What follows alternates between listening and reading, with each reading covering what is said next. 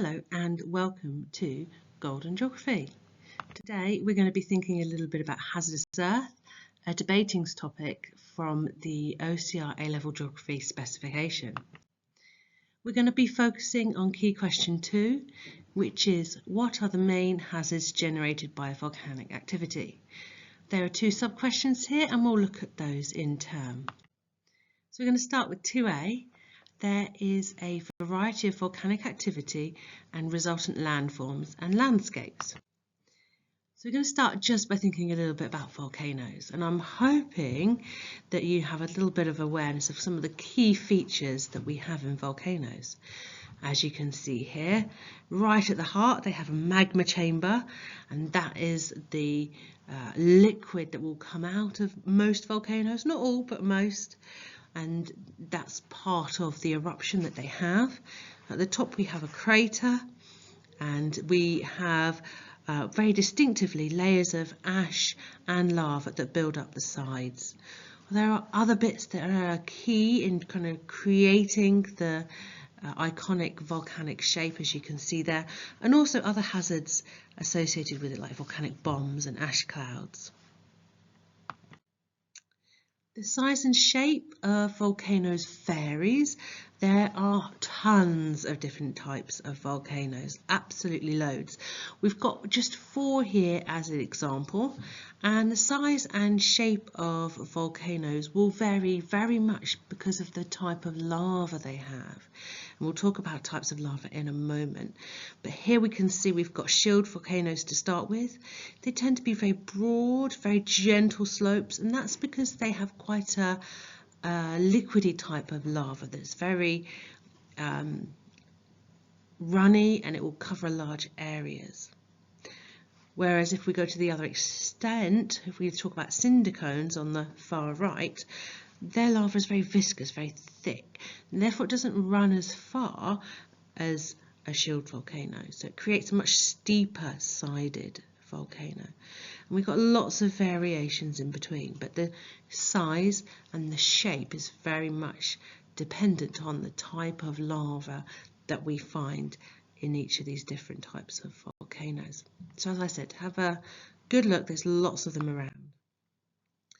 We do also have supervolcanoes. Supervolcanoes are very distinctive because they don't have that traditional volcanic shape. What you tend to find is supervolcanoes have much more of a kind of collapsed shape, so the landscape has collapsed.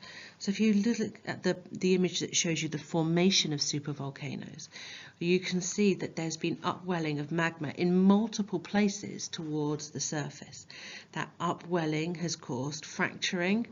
You might find that you get lots of little volcanoes or little seepings of lava coming out, and that fracturing of the overlying rock will then cause it to collapse in on itself, which we can see in the last image, in image D. So very much you tend to get much more of a kind of slightly sunken shape to your super volcanoes. Thankfully they don't erupt very often, but when they do they have very large climate changing type eruptions.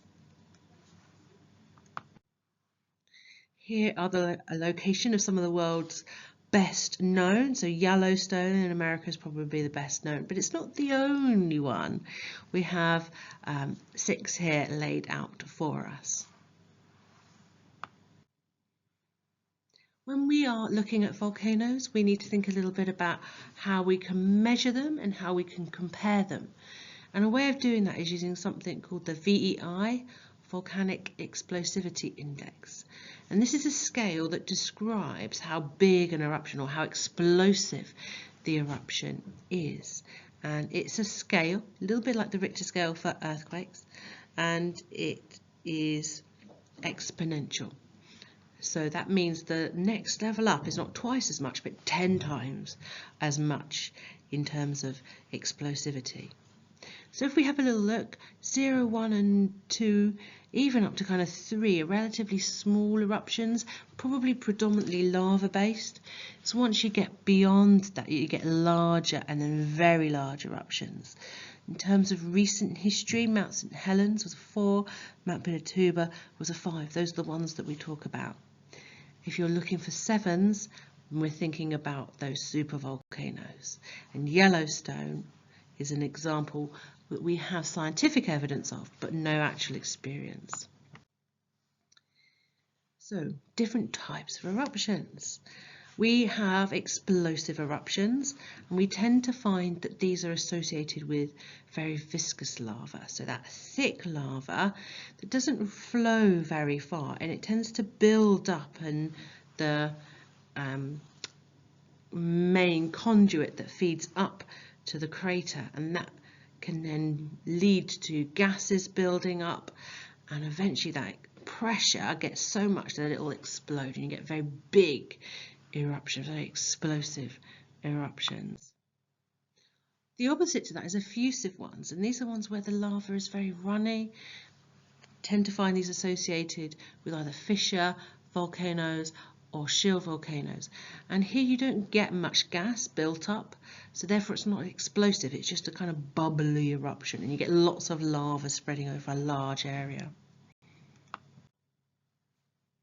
Sometimes we get eruptions that are not at plate boundaries. Most volcanoes are found at plate boundaries, and particularly associated with either divergent plates, where the plates are moving apart slowly, or convergent plates, where one is being subducted under the other.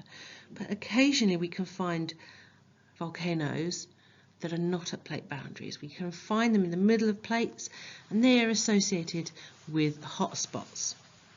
As you can see here, we have an example of Hawaii. Hawaii is a fantastic example. What we have there is a mantle plume, so a plume of hot magma that's rising through the mantle, hotter than the rest of the mantle. And when it reaches the crust, it forms a hot spot underneath the lithosphere. And that causes fracturing and faults to develop, and eventually the very hot magma will break through and will create an island. That will become an island chain, and then you get places like Hawaii. You can also find this at places such as rift valleys, and a good example of this is the East African Rift Valley. It's the same idea. You have a hot spot that's lying just underneath the lithosphere.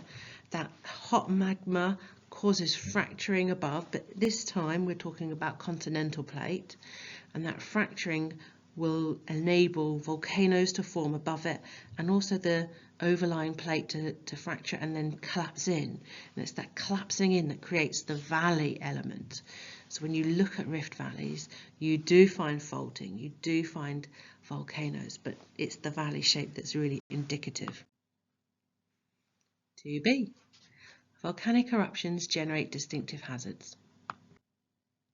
Lava. Lava is probably the most well-known and associated hazard that ties into volcanic eruptions. And we have different types. We have some here that you can just pause the video for a moment and have a little read through. For Ho'i, block lava and felsic lava. And these are all kind of different names. Most of them are Hawaiian, and they're Hawaiian names to describe the types of lava we have and their characteristics. So is it smooth or is it much more jaggedy? But lava is a key hazard that we have with volcanoes. When we're looking at lavas, we can classify it according to some of its key characteristics, some of its chemistry, and we tend to look at what we call basaltic, andesitic and rhyolitic lava. Basaltic tends to be your most runny type. It's the ones associated with Hawaiian shield islands or the kind of fissures that you find in Iceland. Whereas if you're looking at rhyolitic, it's much more viscous, it's much thicker.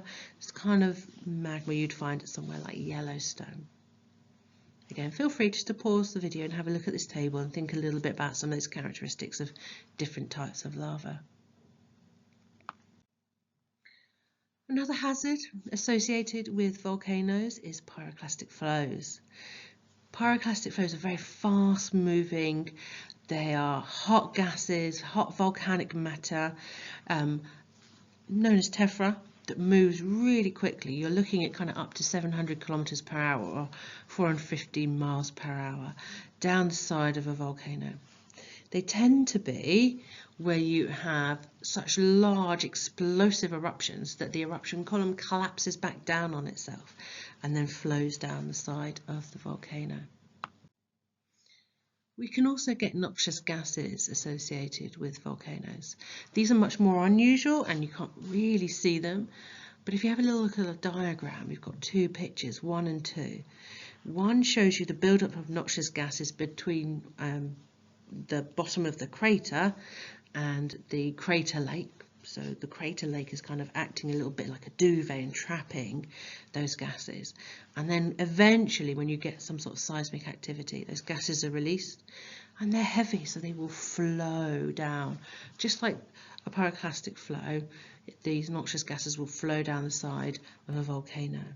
They are heavy gases, so they displace oxygen. So where they do flow, you will find any kind of living animals won't be living anymore, unfortunately. And a good example to have a look at was in Cameroon, Lake Nyos. You get gases in general that come out of volcanoes, and those gases are why it's erupted. That buildup of gas, particularly beneath the crater, would have caused that. But there's lots of different types. Sulfur is probably the best known because of its eggy smell that you get if you're in a tectonic area. But there are other types of gases too that you can see in the diagram here. Tephra and ash. Tephra is like a kind of catch-all phrase that is used to describe anything that kind of comes out of a volcano, including ash. Ash tends to be materials or particles that are much smaller in size. So tephra could be like a volcanic bomb, or it could be big particles, but ash needs to be less than 2 millimeters in size. And ash tends to potentially be moved or blown a little bit further away. And both of these are hazardous because they can fall on the surrounding communities, and particularly if you're in areas where building regulations might be a little bit restrictive or limited, you might find the buildup of ash causes roofs to collapse in and can cause a problem. We also get lahars. Lahars are where you get very heavy rainfall on top of a pyroclastic flow or ash deposits, and they kind of mix together and they flow like a river, but they're much more like concrete. They're much heavier. And therefore they cause problems. So when they flow, they flood down a river valley, but because they're like concrete, they will kind of fill that river valley. So in later years, the river has troubles and you can end up with flooding. They can also set like concrete, so anywhere that's agricultural will have trouble trying to kind of break up this lahar and kind of like use that land for agriculture again. So they can be quite destructive. And as I just mentioned, you do get flooding. Any kind of hazard, where it's lahars or pyroclastic flows or lava, anything that fills a traditional river valley will then mean that river's displaced, and when it starts to flow, it will then find that it will cause flooding.